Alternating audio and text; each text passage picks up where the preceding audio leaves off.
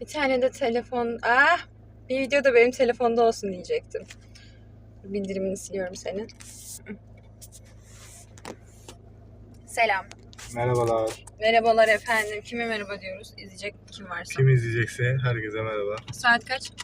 Saat 55 geçiyor. Ay, Gece 12:55 geçiyor. nereden çıkıyoruz? Şimdi buradan gideceğiz, rotaya bağlanacağız. Nereden çıkıyoruz? Burası neresi? Eskihisar sahil.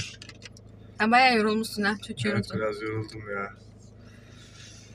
Gecenin yorgunluğu üstüme çıktı. Çok güzel bir geceydi. Çok centilmendi. Çok fedakardın.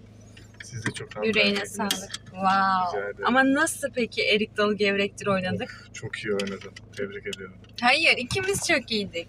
Ben de eşlik ettim sana tabii. Ankara havası oynadık beraber. Gururum Karşılıklı. okşandı böyle duruşundan falan. Hmm, Hı hı. güzeldi.